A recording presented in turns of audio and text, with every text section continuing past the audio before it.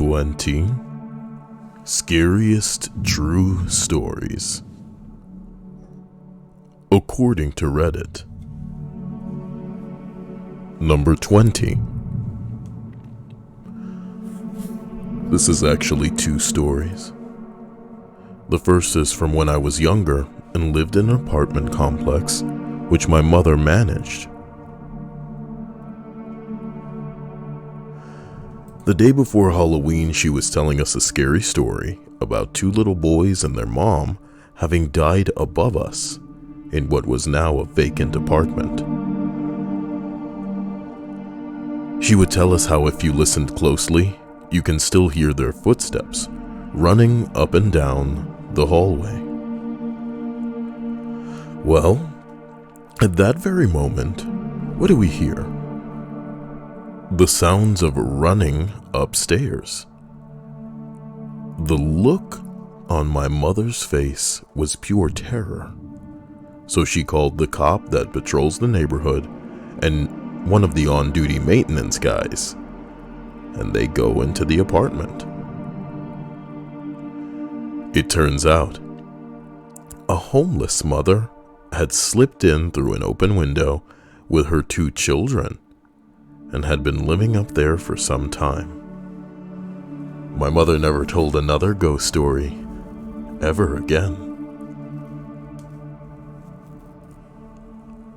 Here's the second story.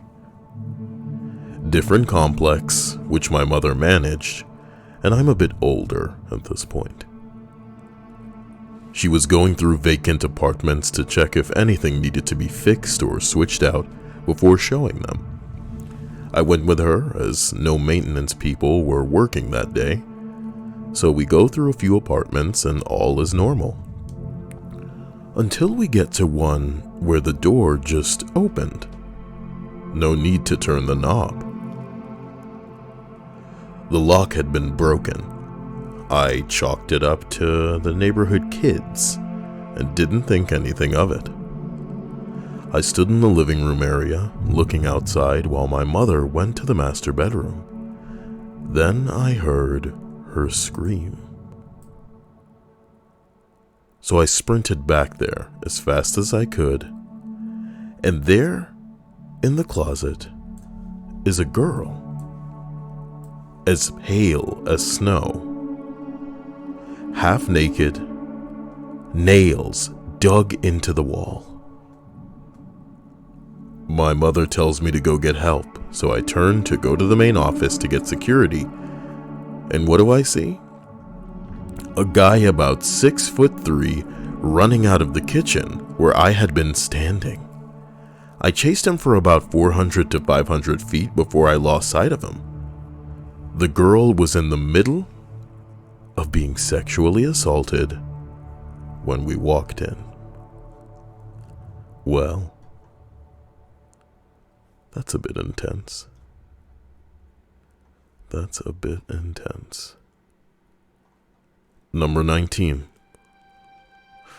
My sister and I were playing outside when we were younger, and an elderly couple was walking by our yard. Our yard had a cemetery in the back, so it was quite a common local attraction for tourists, as this house was built in the 1800s. Most of the graves were from the children who died back then from the flu, and history will soon be repeating itself if parents continue to stop vaccinating their children. There's some creepy stories from that place, but nothing lives up to what happened all those years ago. Playing outside, this old couple kept pestering my sister about where or what her name was. As they approached us and get closer, we were just little kids, and we were terribly scared.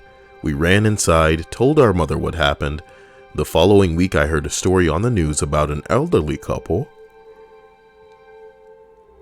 approaching a teenage girl, kidnapping her, raping her, and it was the same couple that had approached my sister and I. I still get creeped out by that.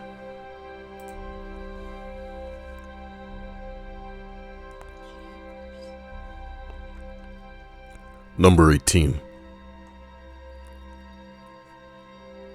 So my grandparents, for some reason, had a way of always moving into haunted houses. The houses weren't really creepy, but they would always have weird paranormal things going on. To keep a story short, it was my summer vacation, and I was around 13 to 14 years old. At this age, I would always stay up late, eating junk food, playing video games. Because of this, I could hear the vibration of anybody walking down the hallway. I was at the end of the hallway across from my grandparents, so if I heard someone walking, it would usually be my grandfather, getting some Tums. It was a recognizable pattern, the sound of feet hitting carpet as it makes its way down the hall, to the Tums, and then back to the bedroom. It would be finished off with hearing my grandpa close his bedroom door, and I then started to notice something.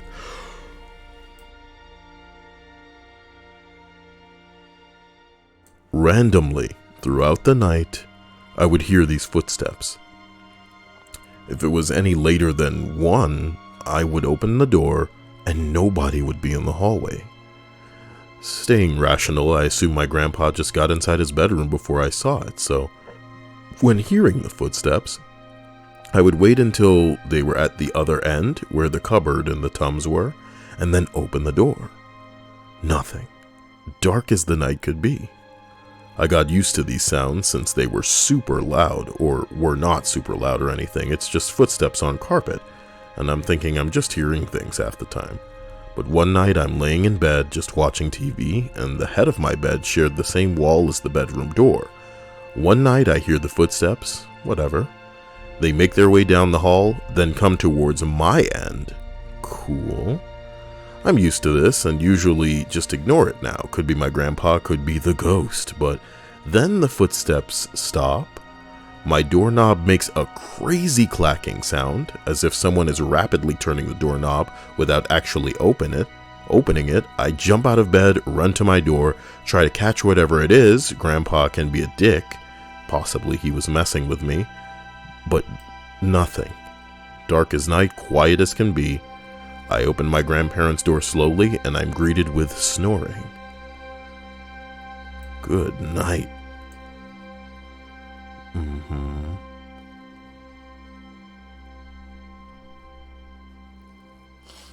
Number 17. About 2 years ago, my ex and I went through a really nasty breakup. Lots of crying, nasty words. It became apparent that she had a lot of emotional problems and really wasn't the person that I thought that she was. Lots of anger, lots of lying, as I discovered. And to make things stranger, she is the one who dumped me, and had done so multiple times. Women. I was absolutely furious when I finally accepted it and told her that it was time for her to go. She in your place, boy? I wasn't exactly perfect here either, but that's what happens. I also started a new and healthy relationship at this point, maybe 3 weeks after the primary breakup, which pissed her off to no end. Anyway, she shows up one day to collect some of her belongings that were still at my place, and she sits me down on the bed and hands me a note telling me to read it out loud. It's a really nasty speech about how I'm incapable of love and a terrible person and deserve to die. Hey, I'm just gonna really cut this off really quick here because I'm this invested in making sure that you guys don't make the same mistakes that some of us have made in your life. If you're done with somebody, be done with them. Get all their shit out of your place and make it so that, there isn't a week in the future where they have to come back and are allowed to come into your place to do all of this shit. Sever them ties. If y'all done, be done, boy. Unless you want that door open because you're thirsty for them, be decisive with this. Because the fact that it's on this list means that it's only going to get worse. She hands me the note, tells me to start reading it out loud. It's a really nasty speech about how I'm incapable of love, terrible person, and deserve to die. I refuse, but she's screaming at me. And I was just like, fine, I'll read it if it'll make you go away. So I finish the speech. And she then pulls out a loaded gun from her purse and spends about the next 15 minutes trying to muster the will to pull the trigger. and splatter my brain all over the wall. She says she knows the law. She says she knows she'll be caught. She knows where she'll go to prison, and she's fine with it because I'll be off this planet. So I spend this time trying poorly not to totally freak out, and with tears streaming down my face telling her that she's not a killer and just needs to go live her life without me, we parted with a hug, and I just learned that she got engaged to a new guy a couple of months ago. Yeah, I'm sure she'll probably never point a loaded gun at his head. Bitch, I'd rather one of my exes have pointed loaded weapons at me as opposed to try to take my entire life away by lying to the police. What a world. There are red flags in relationships, and if you guys see them, you should make the necessary things happen to transition out of their lives. You know? Do what you need to do. Number 16. Not mine, but my elder sister's. So my sister is in our big suburban, all by herself, and she's like 17 years old. She's in the basement cinema, watching the Texas Chainsaw Massacre. The new one. No one is home, nor should they be for a few more hours. However, my dad got off work early that day, drove home to find her watching this movie. So my dad, being the comedian that he is, decides to rev up his chainsaw and kick open the home cinema room doors to my screaming sister. Not his finest moment. Hey Bart, you want to check out my new chainsaw and hockey mask? Number 15. I got home from work late one night, was walking onto my front stoop, when I walked right into this huge spider web. At first, I didn't think much of it until I looked down and saw about 20 to 30 baby spiders all over me. I start freaking out, then notice the parents sitting on my front door. They were huge, bigger than a quarter, so of course I did not want to use the front door. I run to my back door, throw all of my clothes off, and jump in the shower. I then watch as baby spiders begin falling out of my hair. Wow. Wow. Man, I should get paid the big bucks. A considerable amount of these entries, when it started, the song started, which is interesting. It also looks like YouTube's having some sort of panic attack as usual. My internet's dope, so it's not like it's having trouble putting shit out. But it's saying that the video output is low. How strange. What I'll try is to close every other tab and pretend that the problem is actually my fault. Would you like that, YouTube? Would it make you feel like a big man? As we continue up to number 14. One day while doing my laundry, one of the lights blew out in my basement. My basement is set up so that the laundry room is split from the other side of the basement with a wall and a door.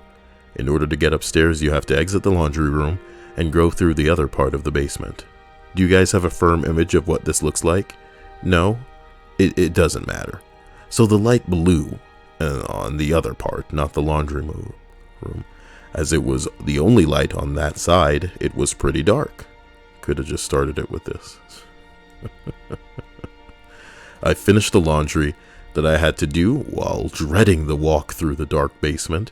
I exit the laundry room, get halfway through the basement, and I hear a loud cackle. Imagine the sound people make when they imitate a witch. Take that and imagine that the witch had been smoking for 50 years, making her voice deeper and hoarser, so like a transgender, right? And that is what I heard, clear as day, right behind me. I'm hilarious. I did not look or hesitate to bolt down the stairs, or for the stairs. I waited until my father got home, and then changed the bulb. I have yet to hear that cackle since, and I have not told a single person in the house about it. Well, kiss my grits.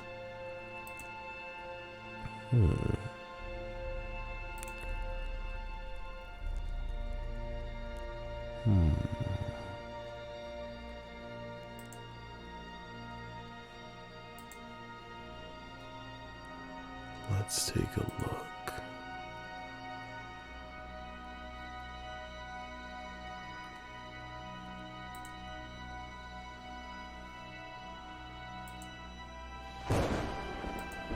There we go.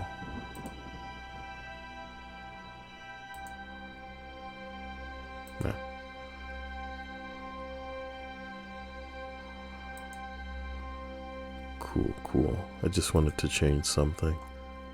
Even though there's a likelihood I won't have to worry about it. Just hoping everybody's having a fantastic evening. That things only get better. Number 13. I rode out in front of a car on my bike when I was 11, and the car honked really loud at me.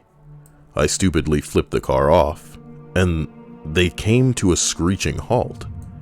A huge guy stepped out and went to open his trunk. His girlfriend got out of the passenger side, crying and screaming, begging for him not to open the trunk. I was frozen in fear. He got back in the car and sped off. I have no idea what was in the trunk. Hopefully not a fully automatic machine gun on a turret. Way to cheapen your whole story with this last sentence, you fuck.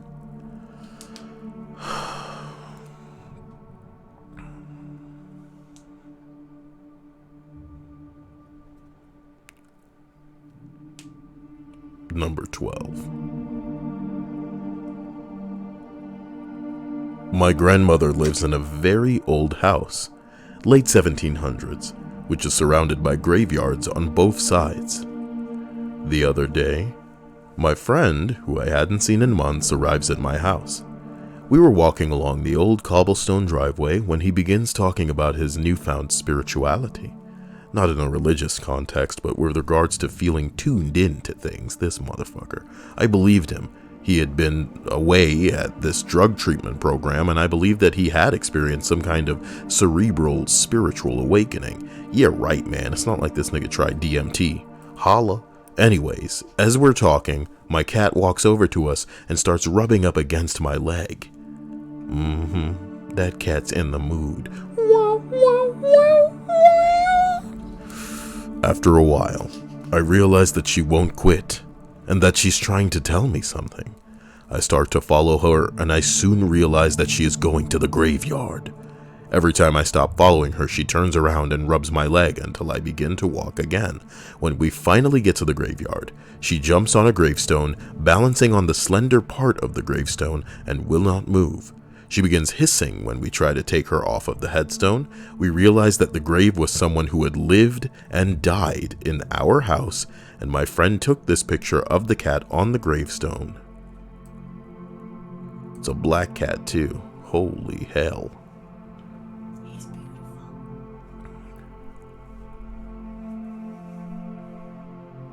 It's a black cat too. It's a black cat too. I hope Jesus took the time to review the video that I suggested to him in the Discord. I hope he also enjoys the fact that there is, and never will be, a ghost as the GIF in this stream chat. And it might have been appropriate, in an amusing kind of way, for tonight's list, the Screepy list of scary true stories, according to Reddit. This list is sponsored by no one, because, I'm just going to get demonetized as soon as this, but maybe I should be going for a sponsor at the end of the day, considering that would compensate. I think that would be truly scary, if you know what I'm talking about. Truly scary. I don't want to see stupid shit like this from her dumbass in the chat. She's going to be mad about it. But we'll be alright. Women and their obsession with pretending they got 'em. They got what? Nothing. Number 11. I'll share mine. It didn't actually happen to me, but it happened to my mom when she was a teenager. My mom now is in her mid-60s. She's not an overly religious woman. She doesn't read the Bible regularly, rarely goes to church, but she prays every night, because that is what gives her comfort. I'll have to side note this. I watched normal horror movies with her every so often. Nothing crazy or gory, but spooky, if you will, sort of stuff. Spooky, if you will, sort of stuff. Punctuate, you bitch. Well, I asked her if she wanted to watch The Exorcist, and she flat out, 100% refused. Somebody in this thread is possessed. And it's starting to reach me. You hear my tongue? Oh my God. She said there is absolutely no way that she will ever watch anything related to possession or exorcisms. Well, this was curious. So the movie Constantine comes out, and I show her the trailer asking if she wants to watch it. That's got Keanu Reeves in it, bruh. Alright. She sees the girl near the beginning, climbing the ceiling, and just refuses again. I should also note, my mother will refuse and kick you out of her house if you even think about bringing a Ouija board into the house. She'll yell, scream, curse until you drop the subject, and that's that. This is important. Alright, so that little backstory is out of the way. I ended up asking her why exactly she refused to watch these sorts of movies. Well, she tells me that when she was a teenager at a sleepover at our friend's house, they were up playing games. The parents were watching TV. Her friends and herself are on the floor playing a board game, a game my mom has never played before. Well, we come to find out that it's a Ouija board, and she doesn't know what it does. Well, they start playing and asking a bunch of questions. They end up finding out that there is a spirit in the house, so they ask it to show itself. Nothing happens. Then they demand that it shows itself. This was her first indication that something wasn't right. Because the lights all over the house and every single room went out immediately, including the TV, and then snapped right back on. Spooky, huh? Nah, just a fluke. They asked the next question, who are you? The pieces move around the board in big circles with their hands on it, and it stops on the letter D, moves to the letter E, then to the letter V, I, L. Wow, someone must be messing with it. This can't be real. So they ask if you are the devil, then show yourself. Nothing happens for a while, and then suddenly the TV goes out. Well, in the reflection of the TV, sitting in the living room, next to them, my mom and her friends, even her parents, could make out the shape of something terrifying just sitting there next to them. The house gets extremely cold. Suddenly, loud noises could be heard in the kitchen, stuff flying off the tops of the refrigerator and cupboards opening and closing. They immediately stop the game, close it, and throw it into the trash, never to play it again. Later that night, my mom is sound asleep and is awoken by something loud and clanging on the roof. She listens intently and can hear what sounds like chains and dogs up on the roof. That's not possible. It must be outside somewhere. She wakes up the next morning and goes to talk to her parents and her friends about it, ask them if any of their neighbors have any dogs, and they tell her no. They tell her that they also heard the dogs and the chains up on the roof last night. So that's the story of why my mom refuses to watch anything that involves exorcisms, and she truly believes that the devil was there with them that night, sitting next to them. And the messed up thing is, every time she tells me that story, I get this cold shiver down my spine that there is no way she would be making this up.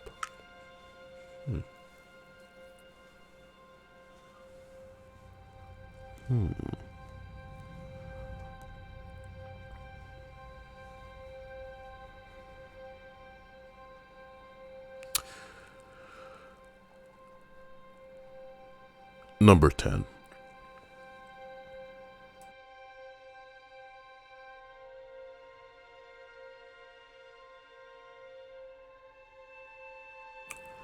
I have a few paranormal events that happened all throughout my life. Most of them are pretty tame, but there is one that got to me and still sticks with me to this day. About 4 years ago, I was ending my freshman year at college. I had lived in the dorms with a kick-ass roommate and pretty much had great chemistry and experiences together. Towards the end of my last semester, something seemed different in my hall of the dorms. We were all still our lively selves, but just walking into the dorms would give you this massive feeling of dread. We all wrote it off as stress, finals approaching. Bing, bang, bong. Well, one night after studying, I decided to hit the shower so I can just wake up and make my way to class in a few hours.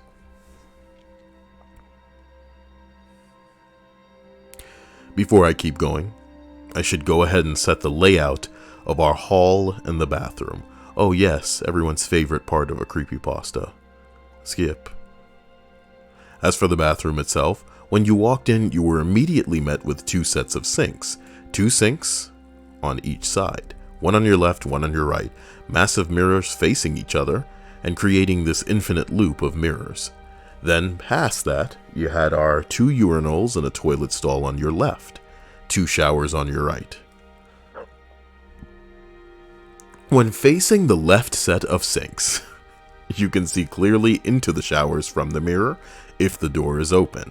And in the right set of sinks, you can see the reflection of the shower.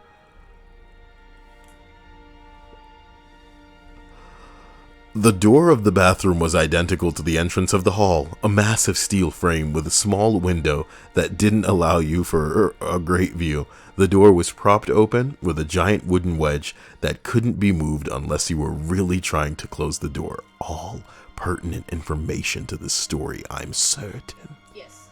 So back to the story. I'm alone in the bathroom, gearing up to go shower. I throw my change of clothes on my right side sink so that way I can reach them from the stall and grab them.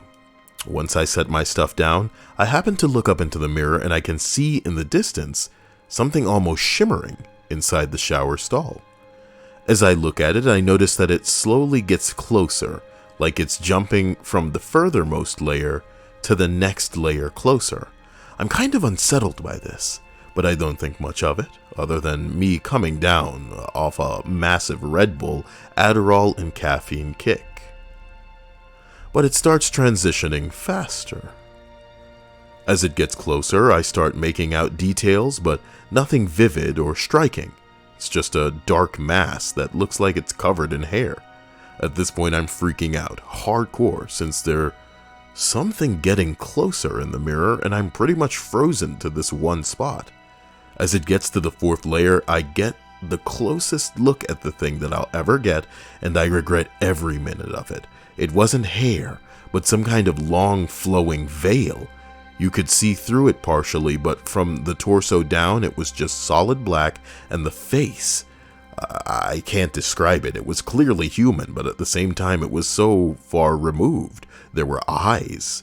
They were black, but definitely glowing somehow. I only saw this for maybe a second at the most, but it's burned into my mind forever. The light cuts out, and I hear the door slam. It's pitch black in the bathroom, so I can't see. I go to open the door, but it won't budge, and then this intense smell of blood hits me out of nowhere.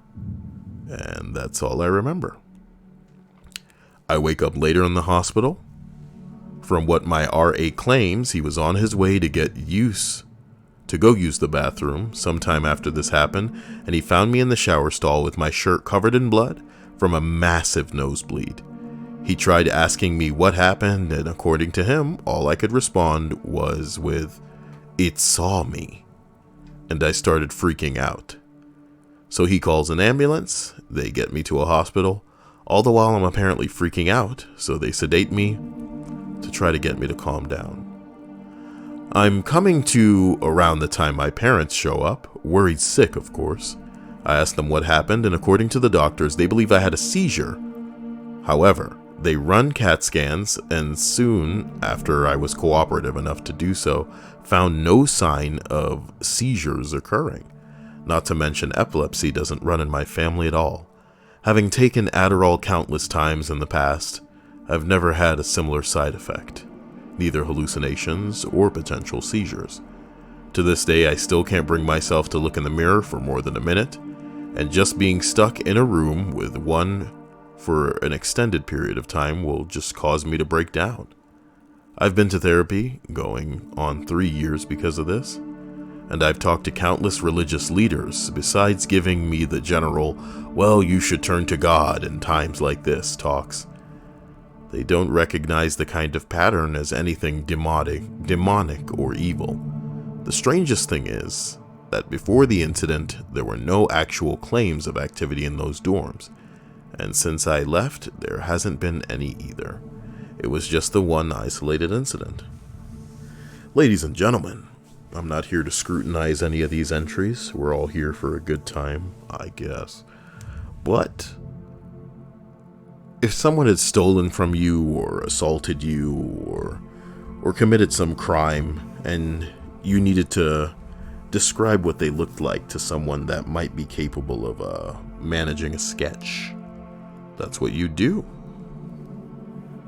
And I feel like in a situation like this, if you were willing to go pay to have therapy and speak to religious leaders, you could pay somebody to draw what you believe that you saw and then have them correct it based on your description until it looked exactly like what you saw.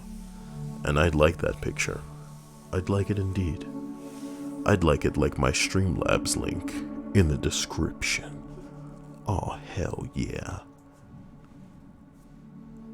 Like, favorite, and subscribe on that ass. Number 9.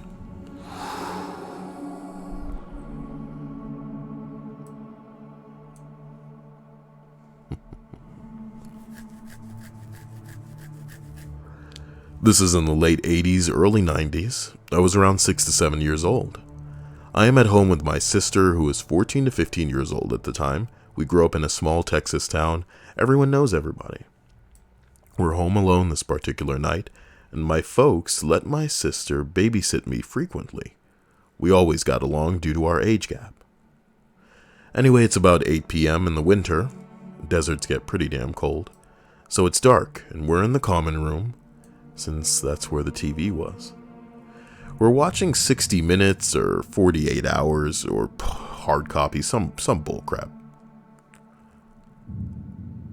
This one was a typical story. Guy next door that was quiet went on a rampage in his next door neighbor's house, mutilating them, kidnapping their young daughter. Well, the thing about our house common room is, the door leading to the backyard was a large glass door on a wall of the floor to ceiling windows. Nothing but blackness beyond it unless you have the back light on. We did not. The front door is on the other side of the room with a small entryway. This is a solid door, so you cannot see what is beyond it, with a glass storm door on the other side. About 45 minutes into the show, they are talking about the ongoing manhunt for this crazy guy, and bam, bam, bam, the front door bangs like crazy. We jump the fuck up and scream like banshees. Dead silence now. The only lights on in the house are the kitchen down the hall. From the common room we were in, the light from the TV, we start thinking something on the porch had simply blown against the door. This was West Texas. Crazy strong winds out that way. Well, a minute or two of silence and us holding each other, post-adrenaline overdose, passes. Just when we are about to declare everything is fine, we hear the slam of the storm door on the outside of the front house. Fuck. Someone had to have opened that door to be able to bang on the front door like that. Shit. We are both frozen in the middle of the room on the floor where we had been watching TV.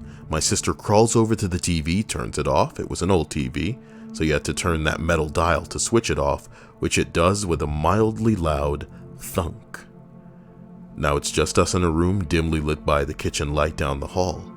I do not remember how much time passed with me frozen and my sister still crouched by the now off TV. But we kept making eye contact and looking at the front door. I remember this part vividly. I am on my knees sitting on my feet, and I turn around to look at the back wall of the windows and glass door. We hear and I see the back door knob turn. It was locked on the knob, but not deadbolted. It rattles slightly as if someone is gently trying outside. Neither of us make a sound, just held breath. Then, bam, bam, bam, bam, bam, loud as hell. Someone is trying to force the door open, just jerking it back and forth. The whole wall of windows is vibrating violently, and I can see with each jerk of the door how the slight reflection gets fuzzy, then clear, then fuzzy. My sister flips her shit, screams bloody murder. I am still frozen on the floor. She gets up and basically drags me into the bedroom, slams the door, throws her mattress and anything that she can in front of the door. Thankfully, she remembered the phone. We still had to direct dial the sheriff there, and in her panic, didn't remember the number. She just hit redial on the phone. It was one of her friends, and she tells them in broken gasps that someone is trying to get into their house, and that they need to get there right fucking now. I'm curled up on the floor and cannot stop shaking. We don't hear anything else until we see the headlights of my sister's friend and her parents driving up to the house. We never did find out who was at the door or why. There were no signs of anything happening, but a couple of scuff marks on the bottom of the back door that we could not remember if they were there beforehand or not. Nothing like that has happened to me or her since. But for damn sure, we never forget to lock a door after that night.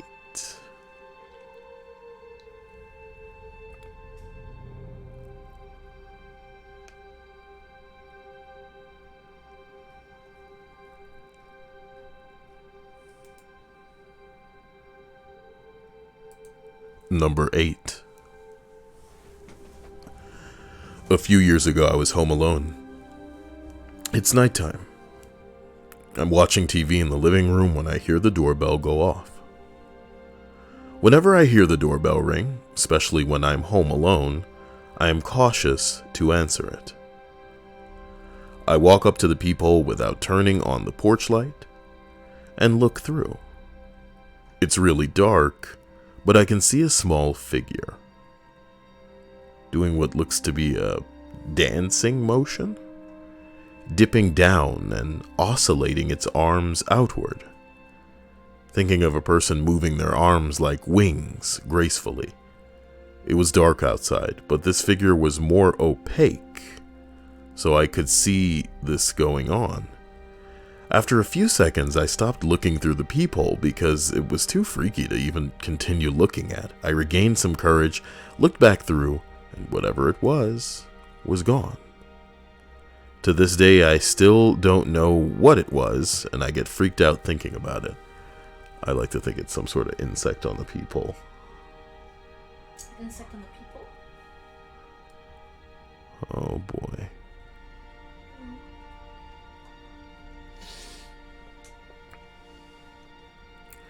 Number 7. There's an abandoned house next to mine. The previous owner moved out to California 25 years prior and never sold it. I got a flashlight, gloves, and pushed the window open and went inside, starting with the basement. In the basement was a grand piano, old World War II things, what seemed to be a signed Elvis poster, some other really cool shit that no one should ever leave behind. There's basically a whole story in that basement, including a broken wedding picture frame, instruments everywhere. On the main floor was an unmade bed, molded food still in the fridge, on the stovetop, half-empty beers turned solid, lights that still hadn't been turned off. Then I started walking upstairs when I heard crying from one of the side rooms. That's when I freaked the fuck out and have not been back there since.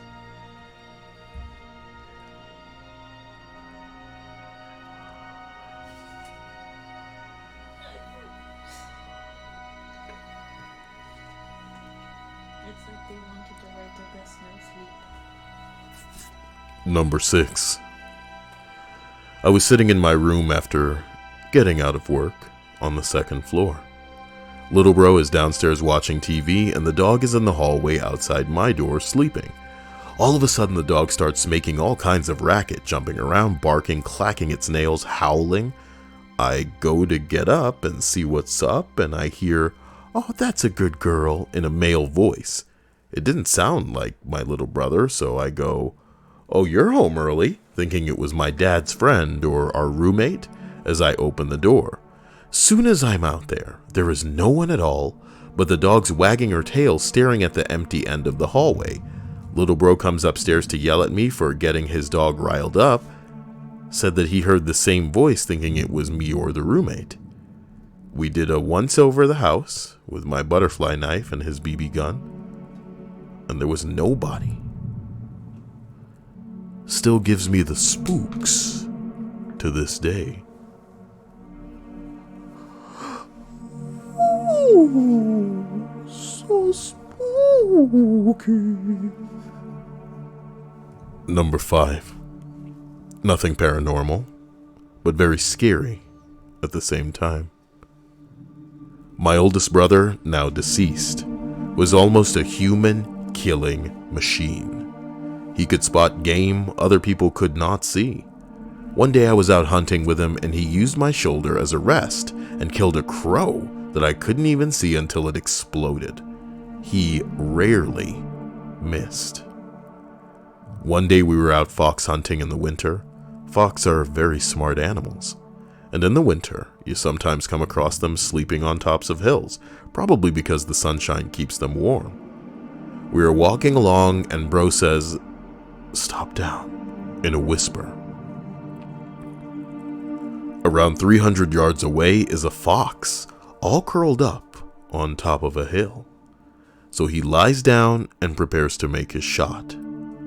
Just after he flipped the safety off a second before pulling the trigger, the fox basically does a 180 on the snow, still as a ball. It turned out that the fox was a dude's hat. Some asshole was wearing a fox hat and decided to drive a snowmobile on somebody else's property, and my brother would have taken his head off if he hadn't moved.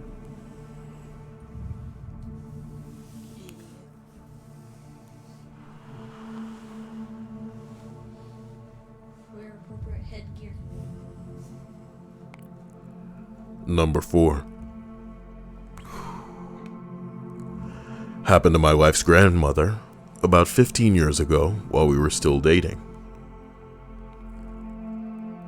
Her husband had just passed away about a year previously, but she'd been going down to the library and volunteering.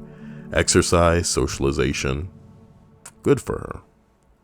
This was in the winter, so her walk back was while it was getting dark. The library closed at 5, and there was some extra stuff to do before everyone actually left. And on this particular night, she turned down a ride home from another volunteer because, damn it, she needed to stay in shape.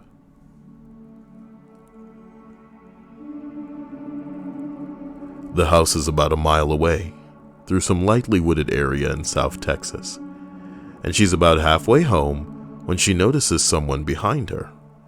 He's walking the same direction and gaining on her, which in itself isn't all that peculiar, but in this case he seemed vaguely sinister. They keep walking. Pretty soon he's right behind her. Then he falls into pace, just staying behind her. Now she knows that something's up, but she's almost home. She can see the top of her driveway coming up, and she leaves her lights on so it'll look like someone's home when she's walking in. She just needs to make it another 150 yards. Then 100. And in all that time, she said he was so close. that she could feel his breath on her neck. Maybe 50 yards. And it happens. A strong hand on her shoulder. "Okay, bitch. Don't turn around. Hand over your purse and I'll fucking cut ya." She stops for a second, takes one big step forward, turns, and shoots the guy in the neck with the .38 that she kept in her purse. The guy spent the next 5 years in prison and died of complications. My wife's grandmother passed last year. Up to the end, she lamented that she'd pulled the trigger too soon. "My late husband would have been embarrassed to know that I missed," she said. She hit him good. Sometimes death is too good for somebody who would rob an old lady. Let him suffer for a while. Just kidding. That's not something that I can say on a stream on YouTube because it's rude, even though some people are bad people and maybe deserve a little bit of bad in response. But no, I'm not supposed to say anything ever. I wish everybody listening flowers and sunshine. That's the type of list that this is. It wouldn't be ruining it to, say something like that in the midst of all of this. Jesus. Number 3. About 5 years ago, my mom started dating a guy that she'd met on a dating site. This part is fine. I'd recently started dating the woman who would later become my wife, and we had met online. Great. Let's continue. Anyway, my wife and I really liked this guy. We didn't think he was mean or anything like that. He was just a little creepy. He was quiet. He kept his eyes closed a lot, and occasionally said odd things like offering my wife a chocolate and then popping one in his mouth, closing his eyes, and moaning as he let it melt in his mouth. One time, my wife and I were visiting my mom, but she got called into work, so we waited at her house. Her boyfriend was over, but he spent the entire several hours just hanging out in her bedroom with the door closed. If somebody gives me $10, I'm going to pop some chocolate in my mouth at the end of the stream and then moan. Close my eyes too. Just before Christmas, my mom and this guy started having some difficulties. My wife and I saw her visiting for her birthdays. No, for the holidays. And she dropped all of her problems on us, and we listened very carefully and told her our opinions and suggested that she would be better off without him. She already had her mind made up, though, and decided to break up with him on Christmas Eve. Ugh.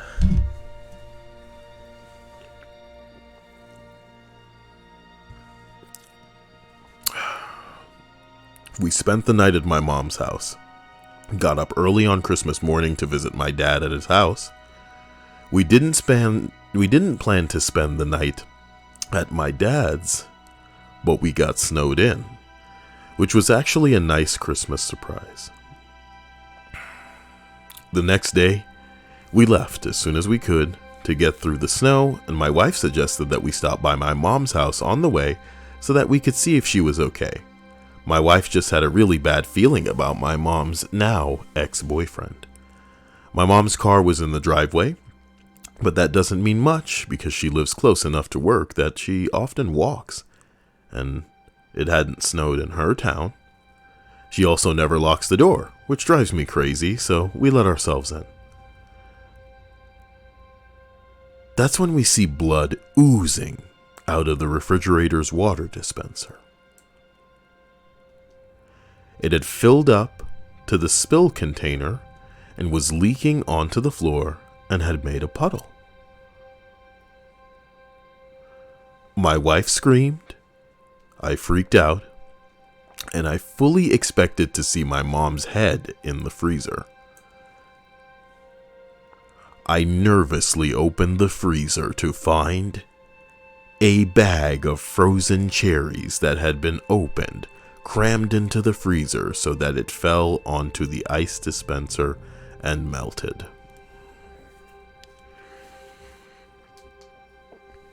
does this type of horseshit count in a thread about scary stories that are true?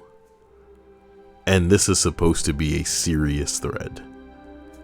If this man hadn't posted this 5 years ago, we could find him now and make him answer for his crimes. But instead, he's thoroughly wasted my time in a way that I'll never get back.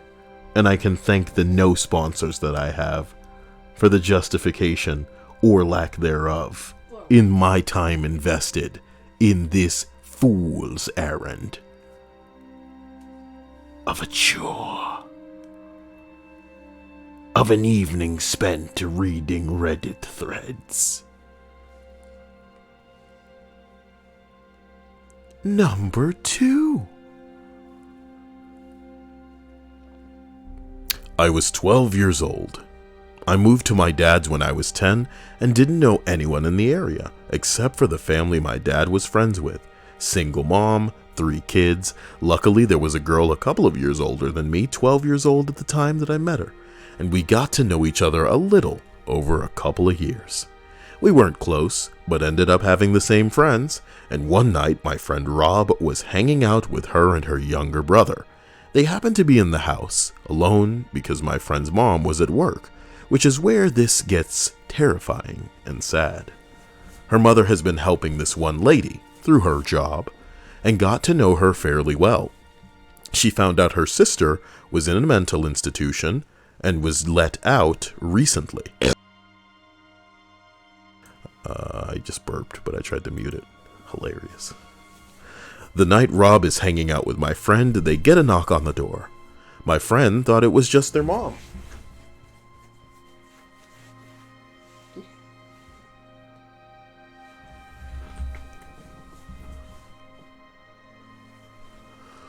And answered it without thinking. Rob wasn't supposed to be there, and he took off through the window to his house down the road. He never thought twice about it. It wasn't her mom, it was the sister of the lady her mom was helping, and she figured out through talking to her sister where her family lived and her mom's working schedule. She came in, and this is where I don't know the details, and I'm glad I don't. My friend's younger brother got away to the neighbors to call the police. The lady brutally murdered my friend a week from Christmas, decapitated her and left her body naked in the bathtub, hid her head. They had to look through the presents, and I don't know where they found it, but they did. I was not allowed to go to the funeral. I was not allowed to go to the funeral.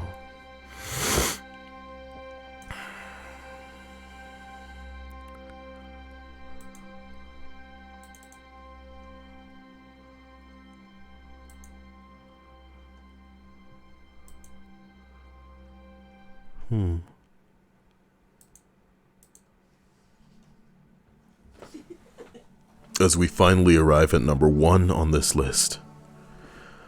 I was about 4 or 5 years old, and my parents had just separated. My mom was living in a 2-bedroom apartment, and I had my own room, but I preferred to sleep in her bed whenever I was staying with her. Our 2 bedrooms were at the end of a hallway directly across from each other. Our apartment was on the first floor, and I remember that it was in the middle of the summer, and my mom had a window open in her room, which was directly behind the bed. Anyways, I wake up in the middle of the night, and I remember sitting up and seeing that our cat was sitting in the doorframe of my mother's room. Her door was open, and you could partially see into my bedroom. This was strange, because our cat was typically always in bed with us. As I was watching, he walked into my bedroom and meows. I turned to face my mom, wake her up, and in 3 or 4 seconds it took her to wake up and ask me what was wrong. We both looked up into the doorframe, and there was a man standing by my open door, making his way out of my bedroom. I still don't know how she managed to do it so quickly, but my mother proceeded to pick me up and literally throw me out of the screen window. Again, we were on the first floor. It was maybe 3-foot drop to the ground. She quickly followed me, and we were able to start screaming for help, and someone called 911. The police came but didn't see any signs of forced entry, only that our front door was unlocked, which led them to believe that the man must have exited this way. The strange thing was that my mom swore up and down that she had locked the door that night with the deadbolt and chain lock. About a week later, she was cleaning the kitchen and opened up our water heater closet and found a notebook with names, drawings, as well as a pair of gloves and some gum wrappers. The police were called again, but all they could do was speculate that the man has been in our house and had hid until we were asleep. Well, ain't that a bitch? I hope you enjoyed this list this night. It wore on me. Here's hoping it doesn't wear on you. I hope you're not European, because your whole life's becoming a scary true story at this point. Hilarious. If you have anything to send me, or you're not feeling good and you want to talk, and you're not trolling, Snapchat me. You should know what the name is. If you want notifications of when these streams go live so that you don't end up not getting notified or missing it, join the Discord and I'll let everybody know before I stream, whether it's in the middle of the day or at this time where I try to stream every day. Thank you all for being here and liking the video. That's your cue to do it if you haven't, you scrub. Patrons, I appreciate you. I love you. You keep the lights on. You keep my soul soaring. Twitch subscribers, you're in my heart. You're in my soul. And YouTube sponsors, thank you for everything you do. Black Magic Film says, people love your voice, Cyael. We're here's hoping 5 of them subscribe to me. And that'll be fun. I do appreciate you again for featuring me, Black Magic. Thanks in a big way. You're a godsend. You're a prince, a king among men. So, get a hold of me if you need me. Otherwise, you'll see me again soon. Have a wonderful night, and stay out of trouble. Oh, damn. Good night.